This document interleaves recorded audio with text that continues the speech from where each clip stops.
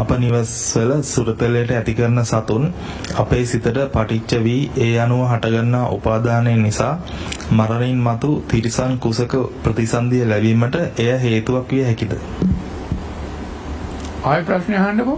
අවසරයි මහරජතුන් වහන්සේ, අප නිවස්වල සුරතලයට ඇති කරන සතුන් අපේ සිතට පටිච්ච වී ඒ අනුව හටගන්නා උපාදානය නිසා අප මරණින් මතු තිරිසන් කුසක ප්‍රතිසන්දිය ලැබීමට එය හේතුවක් විය හැකිද?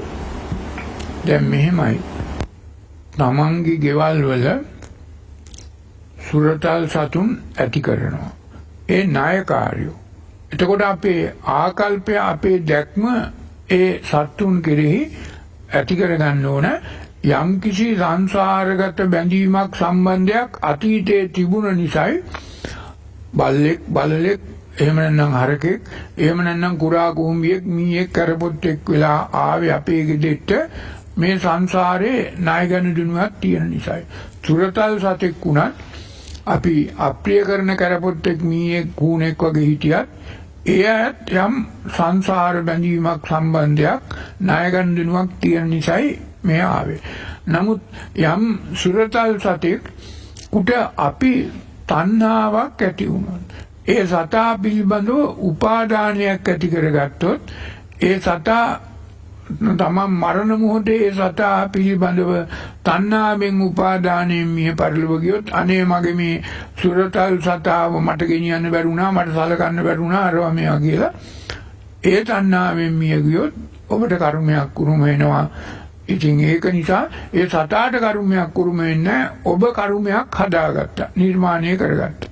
ඒක නිසා ඔබයි දැනගන්න ඕන ඔබේ හිතේ ඒ සුරතල් සත්තු කියන්නේ අර ඔබ අප්‍රිය කරන සත්තු කියන්නේ සියලු දෙනාම නායකාරයෝ. උපේක්ඛා සිතින් ඒ සියලු සත්වයන්ට ද්වේෂයක්, වෛරයක්, හෝ රාගයක්, හෝ තණ්හාවක් ඇති කරනගෙන ඒ අයටත් අපිට කළ හැකි යුතුයකමක් වගකීමක්, උදව්වක්, උපකාරයක් තියෙනවා නම් ඒක කරන්න ඕන. නමුත් ඒ සත්තුන්ව විනාශ කළා මරලා හරියන්නේ නැහැ. අර අප්‍රියය අර ළඟ Tamanට ප්‍රියයි කියන සත්තු තමන්ගේ ළඟට අරගෙන උපාදානය කරගන්න ඕනෙත් නැහැ.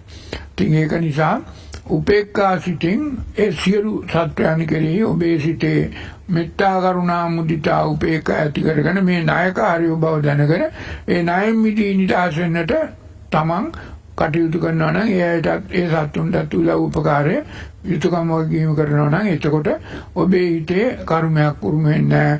ඔබේ හිතේ ශේෂ වෙන්නේ නැහැ අනුසය. ඒ අනුව ඔබට ඒ සියලු සත්තුන්ගෙනුත් මිදී නිදහස් වෙන්න ඕනේ. එයා මරලා නිදහස් කළා හරියන්නේ. එයාවත් මේ මාර්ගයට අරගන්නේ ආපත් පැත්තට ගන්න. එයාටත් ඔබ කරන සියලු පින් අනුමෝදන් කරලා පවර්ලා පිටවල කටයුතු කරන්න පුළුවන් වෙනවා. ඒ අනුව ඔබට පුළුවන් වෙනවා ඒ සියලු සතුන්ගෙනුත් තණ්හාවෙන් මිදී, උපාදානයෙන් මිදී, සම්බන්ධයෙන් මිදී, ගනුදෙනුවෙන් මිදී නිදහස් වෙන්න.